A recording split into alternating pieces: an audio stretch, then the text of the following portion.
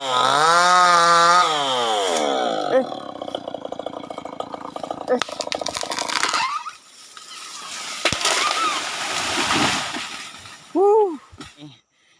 berkebun itu tidak semudah, tidak seindah hitungan di atas kertas.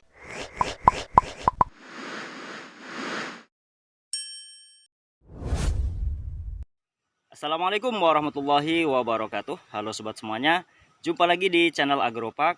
Sebelumnya kami mohon maaf yang sebesar-besarnya karena ya beberapa minggu ini kami tidak pernah bikin konten karena kesibukan di kebun ya. Ada beberapa kebun yang kami garap saat ini dan ini adalah salah satunya. Ini luasnya kurang lebih 4000 meter. Jadi dari sana itu jalan ke atas ini sekitar 50 meter. Kemudian panjangnya ke sana ya, itu sekitar 80 meter. Rencananya kebun ini akan kami tanami tanaman alpukat. Sebenarnya sudah ada beberapa tanaman di sini, yakni tanaman jengkol. Nah, ini salah satunya. Ini sudah ada jengkolnya. Akan tetapi tidak tumbuh dengan sempurna karena kebun ini kemarin kondisinya sangat rimbun, banyak pohon-pohon sawit ya. Ini bekas kebun sawit dulunya. Ini ternaungi seperti ini. Jadi sobat, kalau menanam tanaman buah khususnya ya, itu usahakan tempatnya itu terbuka ya. Harus full sinar matahari. Kalau rimbun seperti ini nggak akan tumbuh dengan baik. Makanya ini akan kami tebang semuanya, sawit-sawit kami tumbangkan. Termasuk kayu-kayu ini, ada kayu jabon putih, jabon merah. Semuanya harus tumbang. Harus terbuka dari sinar matahari. Jadi sinar matahari itu salah satu kunci ya. Salah satu kunci keberhasilan dalam menanam buah-buahan, khususnya tanaman alpukat ataupun tanaman lain ya. Kalau tidak ada sinar, kalau sinarnya kurang, itu nanti pertumbuhannya kurang bagus.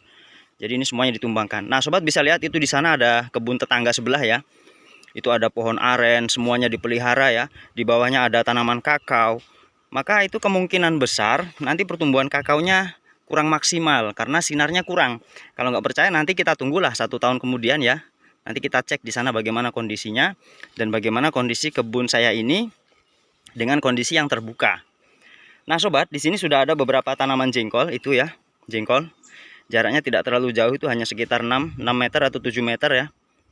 Tapi ini sudah terlalu ngelancir, jadi nanti akan kami tekuk seperti ini. Kami bikin melengkung ya. Kami buat melengkung supaya nanti akan muncul tunas. Jadi pohonnya akan pendek. Nah itu salah satu trik sobat. Nanti sobat bisa terapkan di tanaman lainnya. Ini ada jengkol sekitar ya kurang lebih 10 pohon lebih lah ya. Ada 15 pohon kayaknya. Nah nanti antaranya di sela-sela jengkol yang mati ya, kan ini tidak semuanya jengkol hidup. Jengkol yang mati itu nanti akan diganti dengan tanaman alpukat. Nah sobat, kenapa saya memilih alpukat untuk lokasi ini? Ini adalah kebun yang lokasinya itu dekat dengan jalan PTP.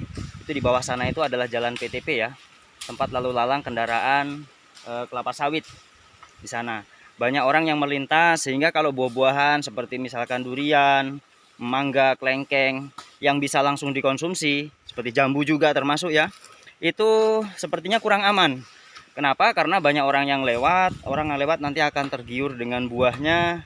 Kemudian kalau jatuh ya mau nggak mau pasti mereka ambil. Seperti itu sobat, ini sudah menjadi tradisi lah di daerah sini. Kalau buah-buahan yang jatuh itu pasti diambil lah dengan orang yang lihat, orang yang lewat. Bahkan mungkin kalau ada orang yang berniat memang mau mencuri ya lebih mudah ya, karena ini dekat jalan, banyak lalu lalang orang melewati jalan ini. Nah sementara alpukat itu kan buahnya kurang menarik ya. Kalau orang lihat, wah cuma alpukat. Dan juga alpukat tidak bisa dikonsumsi langsung, artinya ketika dia tua masih kondisi keras kan sudah kita panen, tidak sampai masak di pohon. Berbeda dengan durian, durian itu harus masak di pohon. Kalau alpukat, orang misalkan mau petik, itu pun tidak bisa langsung dimakan di lahan, harus dibawa pulang, kemudian diperam lagi, ditunggu sampai benar-benar matang. Jarang di daerah kami itu yang konsumsi alpukat secara langsung, kebanyakan dicampur dengan susu, es ya, dibuat jus seperti itu. Sementara kalau buah-buahan seperti durian, jambu, kelengkeng kan bisa langsung dipetik dimakan ya, jadi kurang aman. Itulah sebabnya kami memilih alpukat, karena faktor keamanan itu yang salah satunya.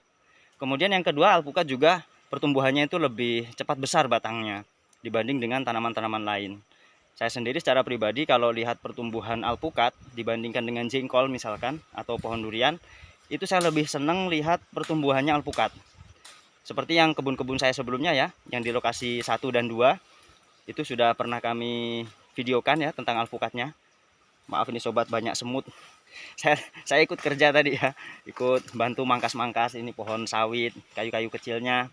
Saya bantu di sini. Jadi ini banyak semutnya ini. Oke sobat, itulah beberapa alasan saya memilih alpukat untuk ditanam di lokasi saya ini. Ini lokasi yang keempat ya. Lokasi keempat. Lokasi 1, 2, 3 sudah selesai kami tanami. Ini lokasi yang keempat kami buka sekarang. Nah ini sobat, untuk pohon sawit itu bisa kita bunuh dengan menggunakan senso seperti ini. Ini tadi ada kawan saya yang membantu ya. Ini di senso. Kemudian kalau misalkan sobat tidak bisa mensenso seperti ini, sobat bisa menggunakan DMA. Nantilah pada video berikutnya kami contohkan cara membunuh sawit dengan menggunakan DMA. Sebenarnya caranya gampang. Kita cukup tumbangkan semua daun ya, semua daun. Kemudian bagian ujung itu kita teteskan DMA. Itu insya Allah akan mati perlahan. Mati berdiri. Atau bisa juga kita bor ya, kita lukai, misalkan kita senso atau kita bor ya, bagian ini kurang lebih kedalamannya ya 20 cm lah, 20 cm dari sini, agar mengenai bagian dalam. Kemudian kita teteskan DMA, itu insya Allah pohonnya akan mati. Itu salah satu cara untuk membunuh. Kenapa kok sawitnya dibunuh, Kang? Sawit ini sebenarnya ya potensi juga, cuman lahan kami kan tidak luas, ini hanya 4.000 meter. Kalau sawit saya rawat di sini hasilnya nggak akan maksimal. Jadi saya pilih tanaman buah saja, yaitu alpukat tadi ya. Insya Allah dengan lahan yang hanya 4.000 ini bisa ditanami sekitar 50 pohon, insya Allah masuk lah ya. Dengan jarak misalkan 6 atau 7 atau mungkin lebih rapat dari itu juga boleh. Misalkan jarak 5 meter, 4 meter, tapi kalau 4 meter kayaknya harus rajin mangkas. Yang ideal ya 6 atau 7 lah itu. Nah ini pohon jengkol ya. Kalau ini pohon jengkol kita rawat nggak apa-apa. Kalau sawit kita bunuh. Daun sawit nantinya kalau sudah tumbang semuanya, ini kita biarkan menutupi permukaan seperti ini sebagai mulsa agar supaya rumput-rumput tidak mudah tumbuh. Jadi kalau ketutupan daun-daun seperti ini nanti rumputnya tidak gampang tumbuh. Ini masih rimbun. Mungkin sebagian orang menganggap, wah apa bisa ya berkebun di lokasi yang kayak hutan gitu ya. Ya insya Allah bisa sobat, kalau tahu triknya, tahu caranya, insya Allah bisa. Ya masih gelap gulita ya di sini. Ini kondisi yang seperti ini yang saya maksud. Kalau sobat tanam apapun di sini nggak akan tumbuh maksimal ya. Mau tanam durian, tanam alpukat, kalau ternaungi seperti ini lihat sinarnya sangat kurang. Itu nggak akan maksimal. Mungkin 1 tahun 2 tahun pohonnya masih ya segini aja, setengah meter, nggak akan tumbuh, susah ya. Jadi ini harus ditumbangkan, harus dibuat terang agar sinar matahari maksimal. Karena tanaman ini fotosintesisnya itu bahan bakar ya, istilahnya bahan bakarnya itu kan sinar matahari. Kalau sinar matahari nggak mengenai ke tanaman, ya tanamannya nggak tinggi-tinggi. Nah ini jengkol ini umurnya sudah 1 tahun. Tapi masih begini-begini aja. Nih. Masih tingginya hanya 1 meter saja ini. Kenapa? Karena ternaungi ini. Ternaungi. Nah, itu salah satu cara dalam berkebun. Kita harus membuat lokasi kebun kita itu terang. Jangan terlalu banyak tumpang sari, apalagi dengan tanaman-tanaman kayu atau tanaman yang tinggi ya. Jangan, karena itu nanti akan mengganggu sinar. Misalkan ini kayu-kayu jabon ini. Kalau mau dirawat semuanya ya nggak akan berhasil. Mungkin sobat cuma dapat hasil nanti dari kayunya. Tapi khususnya di daerah kami ini kayu harganya masih relatif murah. Karena masih banyak hutan, masih banyak kayu-kayu liar. Beda dengan di Jawa ya. Kami kan di Sulawesi nih. Kayu masih banyak, nggak terlalu mahal harganya. Ya nggak seberapa lah kalau kita mau rawat kayu. Beda dengan di Jawa ya. Orang sampai nyewa lahan untuk tanam kayu. Tapi kalau untuk di daerah kami, kayu-kayu gini, mending kita tumbangkan saja. Ya kecuali sobat mau berkebun kayu ya silahkan dipelihara. Kalau saya mau berkebun buah, jadi kayu-kayunya harus tumbang semuanya. Ini berarti arahnya ke sana nih.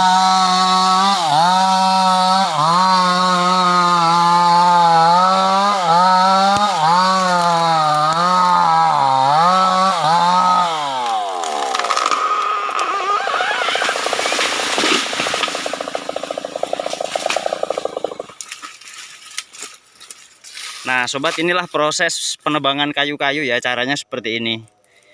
harus menggunakan mesin Senso. Ya kalau sobat nggak bisa nebang sendiri, pasrahkan saja sama yang ahli, karena ini juga pekerjaan berbahaya ya, penuh resiko seperti ini. Tidak mudah, tidak semua orang bisa menggunakan alat seperti ini.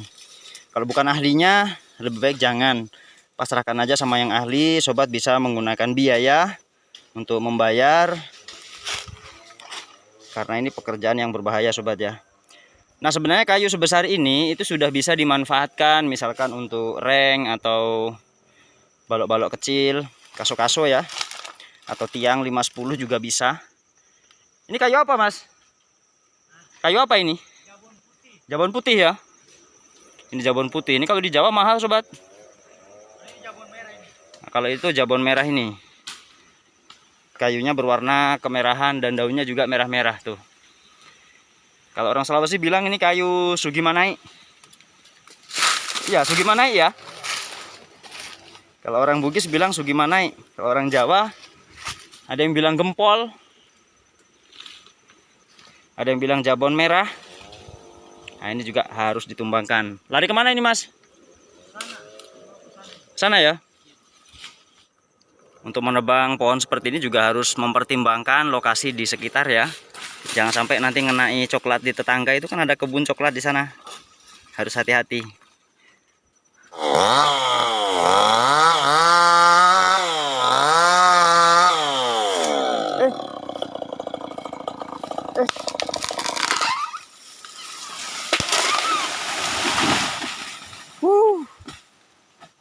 Alhamdulillah.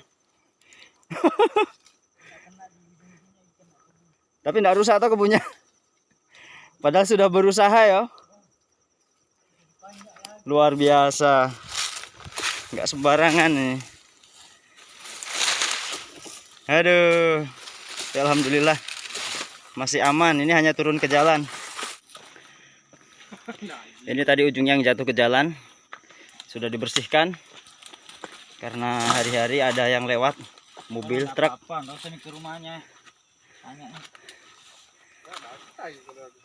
Hampir saja kena kebun sebelah ya. Ya kena sedikit, ujungnya saja.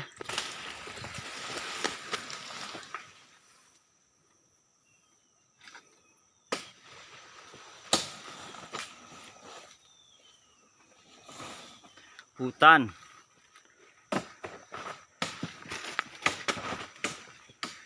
Demikianlah sobat, proses kami dalam membuka lahan ya. Mungkin ini bisa memberikan semacam inspirasi atau mungkin motivasi, atau juga mungkin warning untuk sobat semuanya yang akan memulai untuk berkebun. Ya mungkin beda kalau lokasinya itu rata, bersih ya. Kalau seperti kami ini kebunnya hutan, baru dibuka aja prosesnya sudah seperti ini. Jadi berkebun itu tidak semudah, tidak seindah hitungan di atas kertas. Kalau sobat mungkin hitung-hitungan ya, kalau tanam alpukat atau tanam durian, sekian pohon hasilnya sekian kali sekian rupiah, menjadi sekian ratus juta ya. Mudah kalau hitung-hitungan di atas kertas. Tapi prosesnya, tahapan-tahapannya ya, perawatannya, ini baru mulai ya. Ini baru start, ini sudah seperti ini. Jadi berkebun itu butuh proses yang tidak mudah. Bagi sobat yang ingin berkebun, siapkan tekad, niat yang kuat ya. Harus sabar, harus telaten, pantang menyerah ya. Ada kendala kita atasi, sabar ya, cari solusinya. Ada masalah ya, harus bisa mencari solusinya. Tahapan-tahapan itu semuanya harus dilalui. Mungkin ini saja video yang bisa kami sampaikan. Kalau ada manfaatnya silahkan diambil, kalau nggak ada manfaatnya ya abaikan saja. Terima kasih semuanya yang sudah nonton. Sampai jumpa. Assalamualaikum warahmatullahi wabarakatuh.